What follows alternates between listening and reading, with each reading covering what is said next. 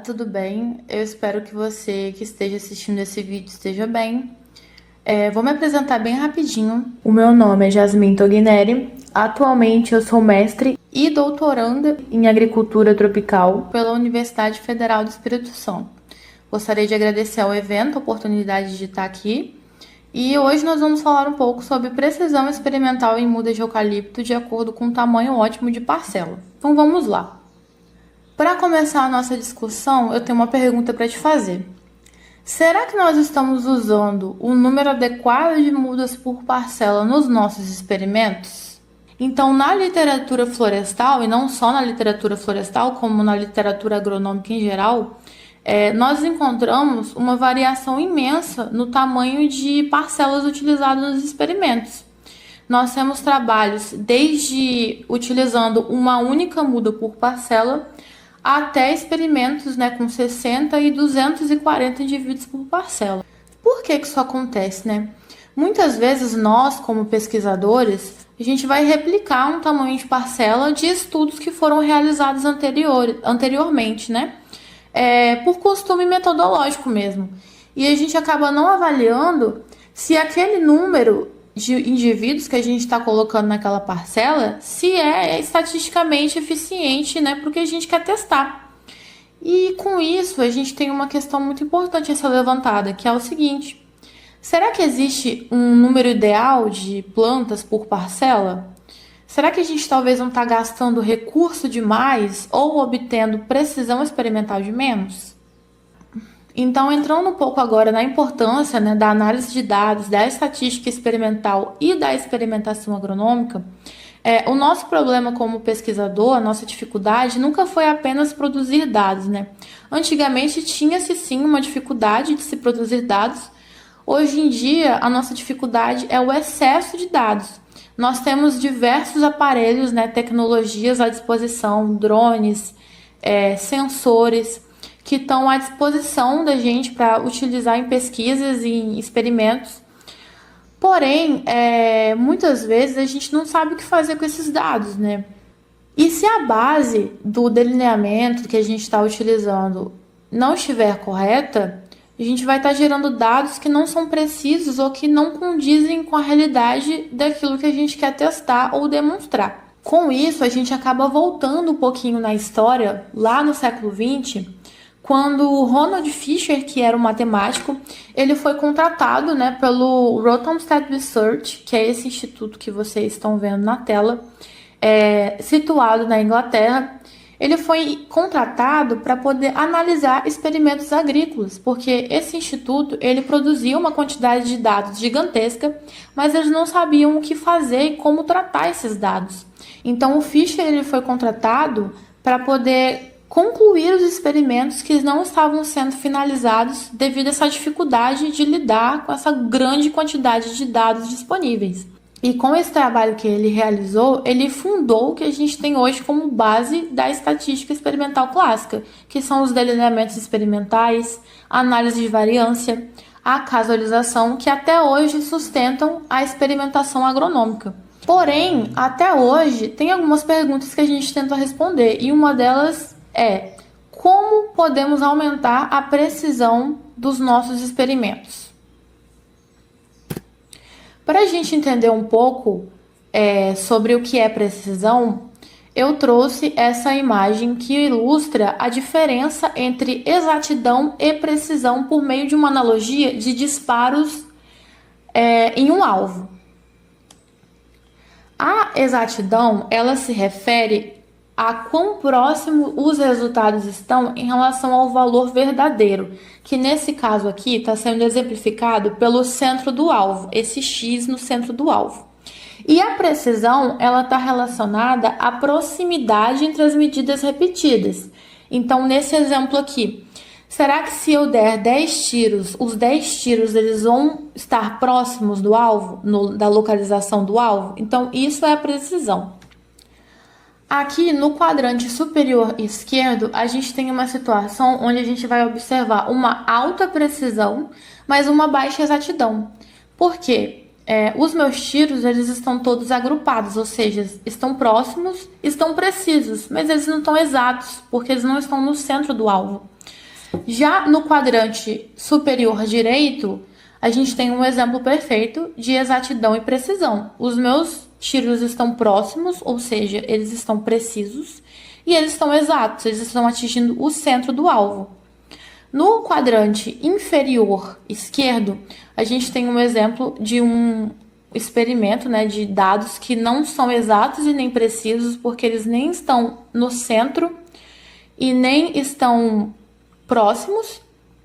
E no quadrante inferior direito, a gente tem um exemplo de um experimento que é exato, porque ele está atingindo o centro, mas ele não é preciso. E com isso vem a pergunta, né? Como sabemos se um experimento ele é confiável? Para a gente mensurar essa confiabilidade, a gente tem uma medida estatística chamada de coeficiente de variação, que é essa fórmula que vocês estão vendo na tela.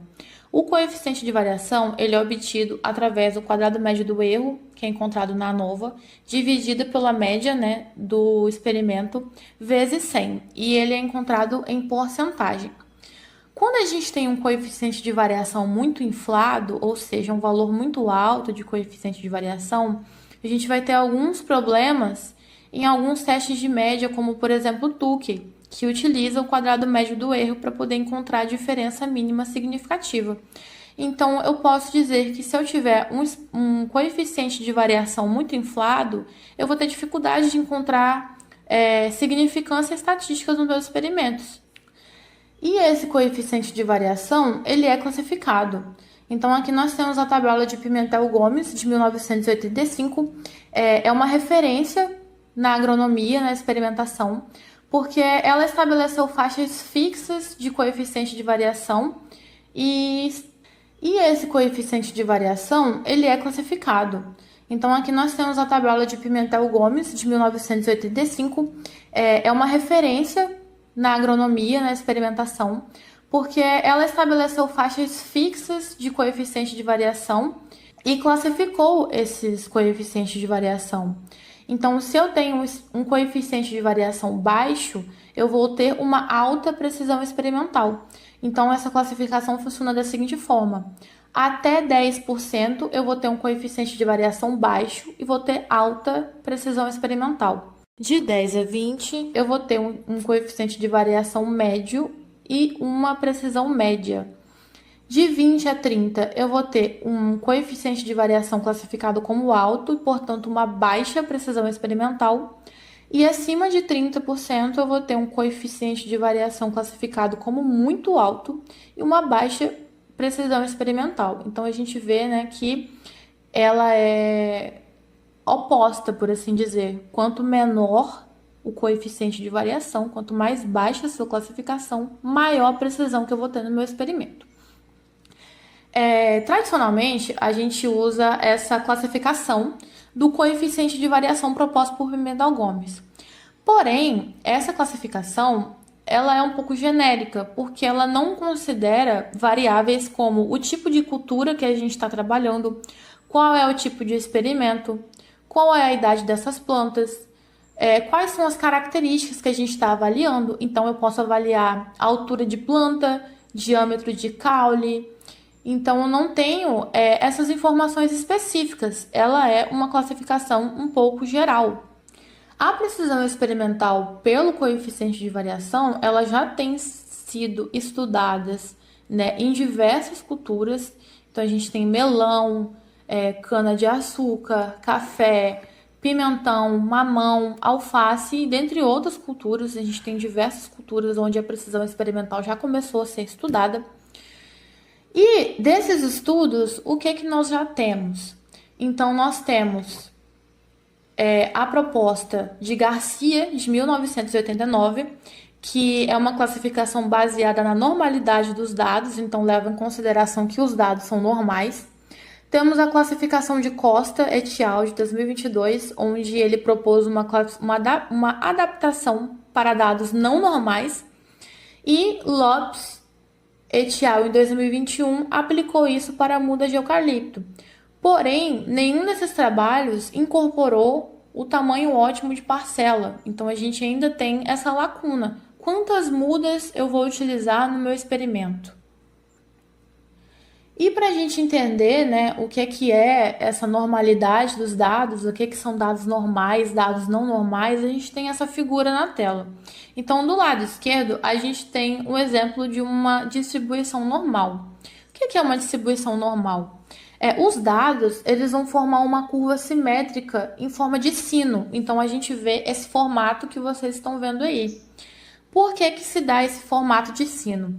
A média, a mediana e a moda, nesse caso, né, nesse conjunto de dados, eles vão ter valores muito próximos, eles vão ficar mais no centro da curva. Isso mostra que a maioria dos dados ela está concentrada ao redor do valor central. A gente tem poucos valores que são muito altos ou muito baixos. Já na distribuição não normal, que é essa da direita, a curva ela é assimétrica, ela não se parece com a curva da esquerda. Nesse caso, né, a gente vai ter a média, a mediana e a moda em posições diferentes, como vocês conseguem ver, né, lateralmente aí no gráfico. Isso vai indicar o quê? Que esses dados eles estão um pouco puxados, por assim dizer, eles estão sendo puxados por valores extremos, que a gente chama de outliers. E isso vai distorcer esses resultados. E aí, né, qual que é a seriedade dessa distinção dentro da pesquisa? A maioria dos critérios estatísticos tradicionais que a gente tem, eles foram desenhados assumindo que os dados são normais. Então, se o pesquisador, por exemplo, ele aplicar uma fórmula de classificação de coeficiente de variação, por exemplo, como o método de Garcia, que eu mostrei anteriormente, que vai pressupor uma normalidade em um banco de dados, e esse banco de dados não é normal, o resultado que eu vou gerar ali, ele vai ser um pouco distorcido. E é por isso que aqui dentro dessa metodologia, ao identificarmos, né, essa normalidade e não normalidade dos dados, a gente precisa recorrer a critérios que sejam ajustados, como o método de Costa, que propôs uma adaptação para dados não normais. E também, né, ao uso de alguns outros recursos, como, por exemplo, a reamostragem. Isso vai garantir o rigor da nossa análise, né, independente do formato da distribuição dos dados. Bom, então agora que a gente já entendeu em relação ao coeficiente de variação e a normalidade ou não normalidade dos dados, e voltando um pouquinho para a quantidade de mudas por parcela, que é o tamanho ótimo de parcela, aqui a gente tem um gráfico, né, que sintetiza dados de 47 publicações científicas que foram publicadas de 2008 a 2022. Então, o que foi feito? Esse foi um trabalho publicado pelo nosso grupo, do Laboratório de Melhoramento de Plantas, né, da Universidade Federal de Espírito Santo. O que foi feito aqui? Foram reunidos, né, trabalhos dentro dessa faixa de anos, 2008 a 2022. Foram 47 publicações que trabalharam, né, com tamanhos diferentes de indivíduos por parcela e obtiveram diferentes coeficientes de variação. Então, a gente fez essa análise. Então, a gente chegou nesse gráfico em formato de J invertido. E o que esse gráfico está demonstrando, né? Quanto menor o número de mudas por parcela, maior vai ser o meu coeficiente de variação. Conforme eu adiciono mudas por parcela, o meu coeficiente de variação ele vai diminuindo. Porém, a gente consegue observar que mais ou menos ali a partir das 50 mudas, o meu ganho experimental ele é muito pouco. O meu coeficiente de variação de 50 para mais de 200 mudas, ele não altera tanto. Então surge essa questão, né? A partir de quantas mudas por parcela eu deixo de ganhar precisão experimental? A partir de quantas mudas por parcela, talvez eu estou utilizando recursos que não precisariam ser utilizados. Às vezes eu estou usando uma quantidade de muda que eu não preciso usar para poder conseguir aquela precisão que eu estou buscando. E a gente sabe que isso vai gerar custos para o experimento.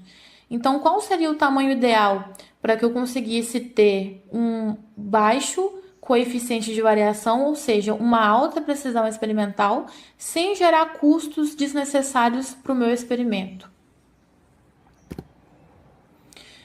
Com isso, né, nós propomos uma reclassificação do coeficiente de variação para características morfológicas de mudas de eucalipto produzidas em viveiro e em fase de expedição e produzidas em tubete, baseado em técnicas de reamostragem, que é o bootstrap, e considerando o tamanho ótimo de parcela.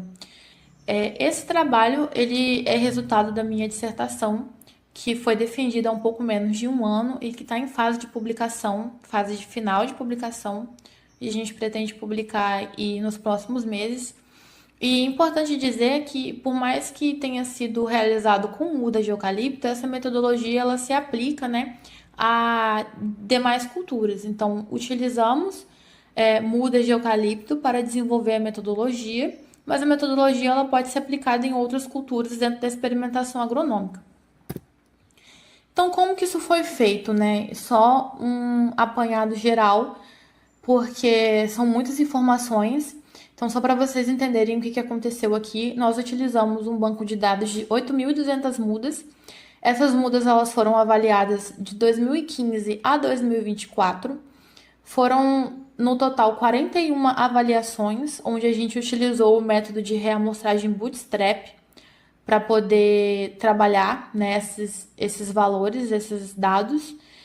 Com isso, a gente definiu o tamanho ótimo de parcela e propôs uma nova classificação do coeficiente de variação. Bom, e para se obter essa reclassificação de coeficiente de variação, né, o que foi feito estatisticamente?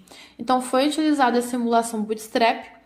Em termos simples, a simulação Bootstrap ela pega os próprios dados que eu já tenho e faz milhares, né, de novas amostras simuladas, né, a partir desses dados que eu já tenho.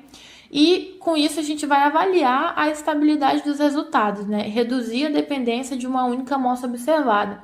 Então, como assim? Eu vou pegar esse banco de dados e com os dados que eu já tenho, eu vou criar como se fossem novas amostras. Depois disso, foi utilizado o método da máxima curvatura e ela foi utilizada para identificar esse ponto, né, em que o tamanho da amostra deixa de trazer ganho de precisão. Ou seja, ele vai ajudar a encontrar um tamanho de amostra que seja eficiente, que vai evitar tanto o excesso de mudas, evitando o gasto experimental, quanto evitar a insuficiência de dados, que é aquele tamanho ótimo que eu comentei com vocês naquele gráfico de J invertido, né? Até onde eu posso adicionar mudas ganhando precisão sem que eu desperdice material. O tamanho ótimo ele foi utilizado para estimar esse tamanho que seja mais eficiente experimentalmente falando. Então, né, buscando esse equilíbrio aí que eu comentei de recursos. A ideia aqui é evitar parcelas que sejam pequenas demais e que vão aumentar muito a minha variabilidade, ou que sejam grandes demais e que vão elevar o custo do trabalho sem trazer ganhos. E, por fim, né, eu fiz uma reclassificação do coeficiente de variação que fosse propor faixas mais ajustadas às características que eu estava avaliando e que permitisse uma interpretação mais representativa dessa precisão experimental que estávamos buscando. Voltando naquela questão da normalidade dos dados, então, para os dados normais, nós utilizamos a metodologia de Garcia. Eu não vou entrar aqui em explicar tudo isso, porque aqui é para entender o seguinte. Então, voltando um pouquinho naquela questão da normalidade ou não dos dados, como eu falei, a gente precisa considerar, né, se os dados são normais ou não. Então, para os dados que apresentaram uma distribuição normal, a gente utilizou a metodologia de Garcia, que propõe uma classificação que utiliza o desvio padrão. Eu não vou me delongar e explicar muito essa tabela aqui, mas o que é importante a gente entender é o seguinte. O desvio padrão, ele é uma medida que ele vai mostrar quanto que os dados variam em relação a uma média, certo? Então, quando ele é baixo, os valores vão ser mais próximos da média. Quando ele é alto, os dados eles vão ficar mais espalhados. O desvio padrão, o problema que ele tem é que ele é muito sensível a valores extremos. Então, se eu tiver outliers, né, que são esses dados que estão muito fora do conjunto, muito fora, muito diferente da minha média ou dos demais dados, eles não vão seguir a distribuição normal. Vai ficar aquela curva meio torta que eu mostrei para vocês lá no começo. Ele vai distorcer essa noção real da variabilidade. Então, qual foi a saída que foi encontrada para isso? A metodologia de Costa et al. De 2002 para dados não normais. A metodologia de Costa utiliza uma medida que se chama pseudosigma, que é esse PS que vocês estão vendo. O pseudosigma é uma medida de dispersão que ela é utilizada quando os dados eles têm outliers ou quando não tem a distribuição normal, né? Em vez de a gente considerar todos os valores, como vai acontecer no desvio padrão, ele vai utilizar a região central dos dados e vai tornar essa medida um pouco mais resistente a valores extremos. Então, como que ele é calculado? Ele vai ser calculado através do intervalo interquartil. O que é isso? Esse valor ele representa os 50% centrais dos dados. Então, a gente tem o primeiro quartil, que é o ponto mais baixo dos dados, onde eu vou ter 25% dos valores. E eu tenho o terceiro quartil, que é o ponto onde estão os outros 75%, né? São 3 quartis. Então, quando a gente faz esse terceiro quartil menos o primeiro quartil, a gente vai ter a amplitude da parte central. Então, o que eu estou fazendo? Eu estou tirando a parte mais de baixo e a parte mais de cima e estou ficando só com a parte do meio dos dados, falando a grosso modo. E aí, para transformar essa amplitude interquartil em uma medida que seja comparada ao desvio padrão, eu vou dividir, né, esse valor que eu encontrei, que é amplitude interquartil, que a gente chama de IQR, por 1,35. Esse ajuste ele vem da distribuição normal e vai fazer com que o pseudosigma ele tenha uma interpretação semelhante ao desvio padrão que a gente conhece. Então, resumindo, né? Enquanto o desvio padrão ele vai olhar para todos os dados, inclusive os valores extremos, o pseudosigma ele vai olhar mais para o centro da distribuição, por assim dizer. Então, é como se fosse o seguinte: vamos imaginar que eu tenho uma turma fazendo prova, né? Se todo mundo vai tirar uma nota meio parecida, então o desvio padrão vai ser baixo. Então, se eu tenho os meus alunos ali tirando 7, 8 e 9, o desvio padrão vai ser baixo. Agora, se eu tenho um aluno que tirou 2, um aluno que tirou 10 e vários alunos que tiraram 6, por exemplo, essas notas vão ficar mais espalhadas, né? Então, eu vou, através do pseudosigma, reduzir esse efeito, porque eu vou olhar ali só para os alunos que tiraram 6, só para essa parte mais central. Dito tudo isso, né? Então, o que é que mudou? Então, foi feita nessa reclassificação, considerando todas essas questões que foram faladas, a normalidade dos dados, o tamanho ótimo da parcela. Então, fomos lá, fizemos essa reclassificação, utilizando de todas essas ferramentas, né, todas essas metodologias que eu falei, tamanho ótimo de parcela, reamostragem, considerando a normalidade ou a não normalidade dos dados. Então, o que é que mudou?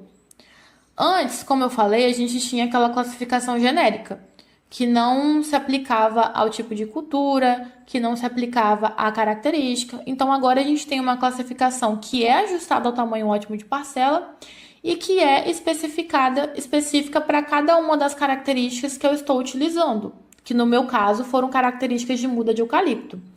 Foram trabalhadas 8 características, porém eu trouxe aqui só algumas para exemplificar. Então, aqui, a gente tem a altura de planta. Lembra que eu comentei, né, da classificação de Pimentel-Gomes? A gente tinha, né, que a classificação para uma alta precisão experimental era um coeficiente de variação abaixo de 10. Então, para a altura de planta, para uma planta por parcela, a gente tem aqui que para um coeficiente de variação ser classificado baixo, eu preciso ter até 9,44% de coeficiente de variação. Isso considerando uma muda por parcela, que é aqui do lado esquerdo, né? É esse início do gráfico. Para eu ter um coeficiente de variação médio, que antes era de 10 a 20, agora é de 9, a partir de 9,44 até 14,50. Então mudou totalmente. Para que seja considerado alto, então, eu vou ter acima de 14,5 até 17,02 e acima de 17,03 já vai ser considerado muito alto. E antes, a classificação que a gente tinha anteriormente era acima de 30% para muito alto. Então, aqui a gente está classificando, considerando a característica que eu estou trabalhando, que é a altura de planta, e considerando o número de mudas por parcela. Esses valores que vocês estão vendo na tela, como eu falei, é referente a uma muda por parcela. A gente consegue ver que conforme a gente vai aumentando o número de mudas por parcela, esse coeficiente de variação ele vai caindo. Então a gente vê ali que, por exemplo, de 10 mudas para 12 para 14, a gente não tem um ganho experimental muito alto. A gente não está tendo tanta variação do coeficiente de variação. Então aqui a gente definiu, dentro dessa metodologia, como sendo um tamanho de 10 plantas, o tamanho ótimo de parcela, nesse caso desse experimento. Aqui eu já trouxe uma característica, né, que quem costuma trabalhar com análise de dados ou com experimentação sabe que dá muita variação, que é a massa seca da raiz, né? Então, para massa seca de raiz, a gente teve para uma muda por parcela a seguinte classificação. Para o coeficiente de variação ser considerado baixo e termos uma alta precisão experimental, eu preciso ter até 26,99% de coeficiente de variação. Então, a gente volta na classificação de Pimentel-Gomes, a gente vê, né, que na classificação de Pimentel-Gomes, a gente quase teria uma classificação muito alta. A gente teria um experimento com uma precisão muito baixa. E aqui, com essa reclassificação que foi feita considerando o tamanho da parcela e considerando a característica que eu estou utilizando, eu estou tendo um coeficiente de variação muito mais específico para o que eu estou fazendo, né, por assim dizer, e que vai me trazer muito mais precisão, porque está considerando a característica e, novamente, o tamanho de muda por parcela. Para não me delongar muito, a gente vê ali que para a característica de massa seca de raiz de mudas de eucalipto, então nesse caso, acima de 76,26 apenas que eu vou ter uma classificação de coeficiente de variação como muito alto. Então a gente tem um ganho experimental enorme. É importante dizer, eu não trouxe aqui na apresentação, mas eu vou falar para vocês, as características que eu trabalhei foram 8, se eu não me engano, foi altura de planta, diâmetro de coleto, massa seca da parte aérea da raiz e o índice de robustez, que é a relação entre a altura de planta e o diâmetro do caule. E ainda, né, número de folhas e área foliar. Então, assim, de todas essas características que eu trabalhei, somente o índice de robustez que teve distribuição normal. As outras características, elas demonstraram distribuição não normal. E isso é muito comum, porque, como eu disse, eram mudas de viveiro em fase de expedição. A fase de expedição de mudas de eucalipto é quando o viveirista está preparando as mudas para mandar para campo. Então, vai ter uma manipulação daquela muda.